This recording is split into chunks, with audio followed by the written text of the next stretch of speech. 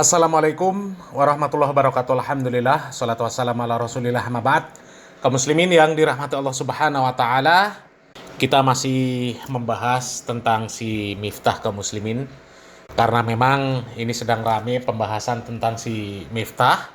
Dan mudah-mudahan dengan banyaknya pembahasan tentang si Miftah ini, banyak orang yang sadar bahwa Miftah ini memang sangat tidak layak untuk diambil ilmunya, karena memang nggak berilmu kaum muslimin ya. Dan kali ini kita akan mengangkat video dari si Miftah yang menggoblok-goblokkan dokter. Kok semua orang digoblok-goblokkan ya? Yang penjual es teh digoblok-goblokkan, tukang son digoblok-goblokkan, ini dokter digoblok-goblokkan ya. Dan alasannya lagi-lagi yang seperti ini guyonan, hanya bercanda. Sebenarnya ini candaan yang nggak lucu kaum muslimin. Justru ini candaan yang menyakiti hati orang. Hanya orang-orang yang akal sehatnya sudah hilang. Hanya orang-orang yang stres. Orang-orang yang gila. Yang menganggap bahwa ucapan-ucapan Miftah yang menggoblok-goblokkan itu adalah guyonan kaum muslimin. Bahkan bukan hanya menggoblok-goblokkan kaum muslimin. Bahkan Yati Pesek pun disebut kalau cantik jadi lonte, kata si Miftah. Yang seperti itu dianggap guyonan. Miftah menganggap itu biasa, itu guyonan. Ya. Kemudian pendukungnya juga sama. Apakah itu jamaahnya, apakah sesama Gus, apakah para kiai ya, yang di Ormas Anu, menganggap itu biasa, itu guyonan. Padahal Yati Pesek berdasarkan pengakuannya sendiri, dia sakit hati ketika disebut Miftah seperti itu. Ya. Dan lagi-lagi ini ada dokter yang kata Miftah juga goblok. Ya. Semua dokter itu goblok, kecuali dokter hewan. Dan ini pun para dokter juga mengungkapkan, dokter juga sakit hati sama si Miftah ya. Coba kita lihat videonya kaum muslimin, di mana Miftah menyebut bahwa semua dokter itu goblok, kecuali dokter hewan. Siapa bilang dokter itu pinter? Dokter itu goblok. Buktinya apa? Setiap orang datang ditanya, kan goblok. Kalau pinter ngapain pakai tanya? Dokter itu yang pinter cuma satu. Siapa? Dokter hewan. Nggak pernah ditanya, langsung disontek. Nah kaum muslimin ya, menggoblok-goblokan seperti itu dianggap oleh si Miftah, dianggap oleh jamaahnya, dianggap oleh para pendukungnya, gus-gus, kiai-kiai yang otaknya somplak itu sebagai guyonan. Itu dianggap guyonan yang biasa. Memang orang itu seperti itu kaum muslimin. Kalau orang biasa maksiat, ya maksiat itu dianggap biasa. Orang yang biasa mulutnya mengeluarkan perkataan-perkataan yang kotor, ya, ketika mendengarkan, melihat, atau berkata kotor sekalipun, ya dianggap itu hal biasa. Tapi orang yang terbiasa mulutnya digunakan untuk berzikir kepada Allah Subhanahu wa Ta'ala, maka dia akan menganggap perkataan-perkataan seperti yang dikeluarkan Miftah itu sebuah perbuatan yang sangat tidak disukai oleh Allah Subhanahu wa Ta'ala. Dan secara adab, secara akhlak itu juga tidak baik. Kalau memang baik, ya semua orang saja digoblok-goblokkan. Memang para pendukung Miftah itu somplak semua orangnya kaum muslimin. Dan logikanya Miftah ini nggak ngerti gimana kaum muslimin ya. Niatnya memang guyon, tapi ini nggak lucu ya. Dia sebut semua dokter itu goblok. Buktinya apa? Buktinya setiap ada orang datang ke dokter ditanya dulu. Itu kan goblok namanya katanya. Lah kalau nggak ditanya, dokter mana tahu keluhannya apa? Misal ada orang sakit perut, ya, ada orang yang diare, ada orang yang tiba-tiba muntah-muntah, ada yang kepalanya pusing. Ya kan ditanya untuk menganalisa penyakitnya apa. Karena nggak mungkin dokter itu bisa mengetahui penyakit orang tanpa adanya komunikasi, tanpa adanya konsultasi. Nggak akan mungkin tahu. Dan penanganan dokter, pengobatan dokter itu berdasarkan analisa yang ada. Dan memang seperti itu SOP-nya. Lah si Miftah ini kok malah mengatakan dokter itu goblok. Yang pinter itu dokter hewan. Nggak ditanya, langsung disuntik. Ya kalau memang dokter hewan pinter, Miftah berobatnya nggak usah ke dokter manusia. berobatnya ke dokter hewan. Karena memang Miftah ini mungkin sejenis hewan. Wujudnya saja seperti manusia, tapi akalnya seperti hewan. Tapi ini juga menunjukkan Miftah ini yang sebenarnya goblok kaum muslimin ya.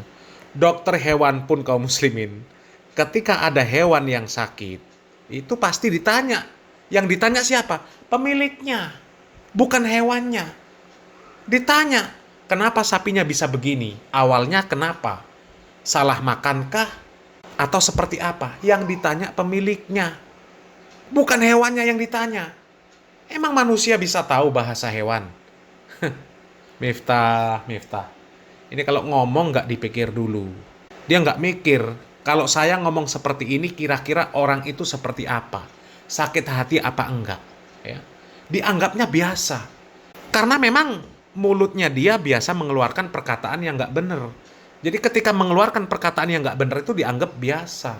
Padahal ya hanya orang-orang yang akalnya kurang saja kaum muslimin, yang menganggap ucapan-ucapan yang menggoblok-goblokan seperti Miftah itu hal yang biasa.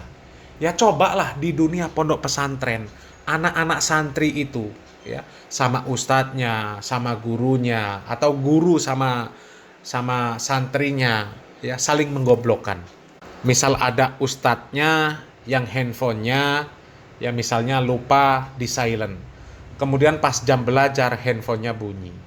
Ya kemudian santrinya ngomong sama ustadznya, sama gurunya, "Pak, kamu tahu nggak kalau suara dering HP itu mengganggu konsentrasi para santri yang belajar?" Kemudian kalau gurunya menjawab, "Iya tahu." Ya, muridnya langsung ngomong, "Makanya dimatikan, goblok." Coba. Kira-kira bagaimana respon gurunya, respon ustadznya? Itu loh. Kemudian kalau ada ustadz yang marah karena ada siswanya yang bandel, mungkin nggak mau sholat, nggak mau puasa, dan sebagainya. Ya. Kemudian tiba-tiba gurunya, ya, ustadznya memerintahkan kepada dia untuk sholat, memaksa. Ya, kalau nggak akan kena hukuman. Maka siswanya akan menjawab, "Pak, tahu nggak? Hidayah itu milik Allah Subhanahu wa Ta'ala. Kalau orang yang tidak diberikan hidayah oleh Allah Subhanahu wa Ta'ala, nggak mungkin mau mengerjakan syariat dari Allah Subhanahu wa Ta'ala." Kemudian ustadznya menjawab, "Tahu." Kemudian santrinya ngomong, "Makanya jangan paksa saya, goblok." Coba, gimana kira-kira responnya? Ya pasti marah lah. Ya. Tapi yang mengherankan kaum muslimin ya, Miftah jamaahnya sama kiai-kiai itu ya kok ya masih mencari pembenaran. Padahal jelas-jelas itu sebuah kesalahan. Menggoblok-goblokan orang itu kesalahan. Entah orang itu ridho atau nggak ridho, kita nggak ngerti. Ya. Buktinya Yati Pesek 2 tahun memendam rasa sakit hati ketika disebut Miftah, ya wajahnya jelek, bersyukur. Ya. Karena apa? Cuma jadi sinden. Kalau cantik kan parah, jadi lonte katanya. Yati Pesek itu mengaku sakit hati selama 2 tahun. Nahan. Padahal Miftah menganggap apa? Menganggap itu guyonan. Menganggap itu biasa. Ya. Begitu juga dengan para dokter kaum muslimin. Ternyata para dokter itu kaum muslimin, mereka sakit hati ketika melihat video Miftah yang mengatakan dokter itu goblok. Ya, semua dokter itu goblok. Buktinya setiap ada orang yang datang ditanya. Kalau pinter kan harusnya nggak ditanya. Ya, dokter yang pinter itu cuma dokter hewan. Karena tanpa ditanya langsung disuntik katanya. Ternyata para dokter itu sakit hati mendengar pernyataan Miftah kaum muslimin. Bahkan mereka sampai membuat video, ya, membuat pernyataan atau surat terbuka untuk menyampaikan, untuk mengungkapkan rasa sakit hati mereka terhadap pernyataan si Miftah ya. Coba kita lihat videonya kaum muslimin. Hai, sebelumnya izin stage. Ini yang belum kenal, salam kenal. Aku Dokter Deka, dokter dari Jakarta.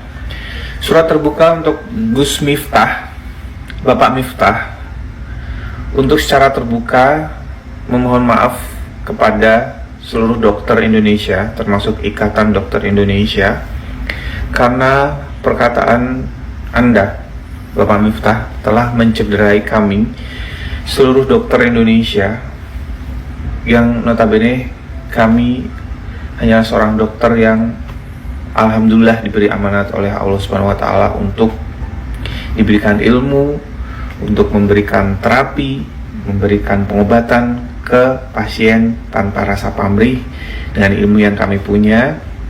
Guru-guru kami kami merasa sakit hati. Jujur, saya secara pribadi juga sakit hati atas perkataan Anda yang mengatakan, saya nggak tega nyebutnya. Dan Ya wajar ya, setiap orang tuh punya profesinya masing-masing ya.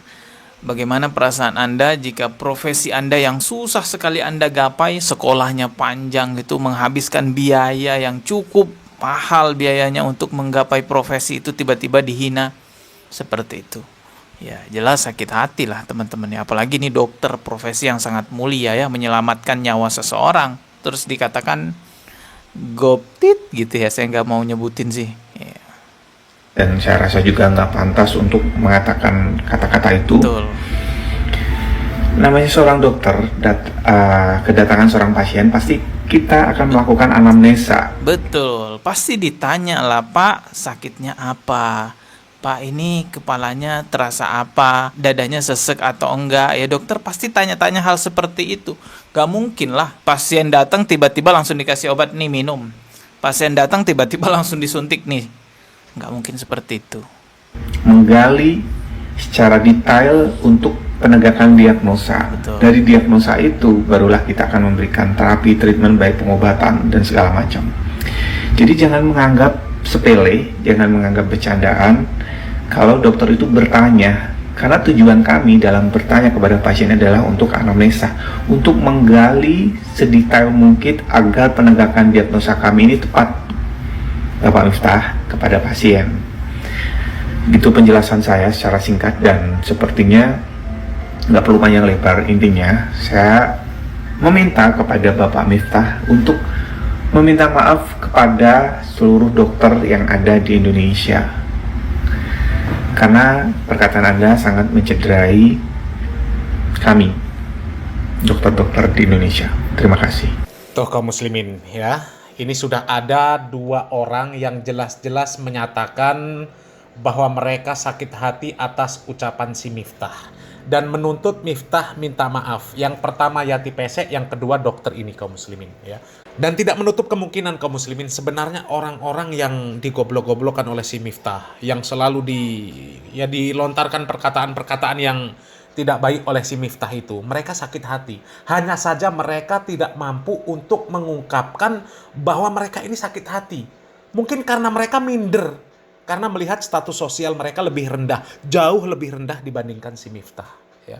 Dan kami sebenarnya tidak akan banyak komentar lah kaum muslimin ya tentang masalah ini kaum muslimin ya. Kami hanya akan mengajak kepada Miftah dan para pendukungnya yang menganggap guyonan-guyonan si Miftah yang katanya seperti itu, guyonan itu ya, kata-kata si Miftah yang nggak jelas itu, katanya guyonan itu ya. Kami hanya mengajak mereka untuk membayangkan ya, bagaimana seandainya orang-orang yang sudah digoblok-goblokkan oleh si Miftah, yang mereka di dunia pada saat ini tidak mampu mengungkapkan rasa sakit hati mereka, kemudian nanti di padang mahsyar mereka akan datang menuntut keadilan di hadapan Allah Subhanahu wa taala. Ya, berapa banyak orang-orang yang sudah disakiti oleh si Miftah. Ya, termasuk para dokter.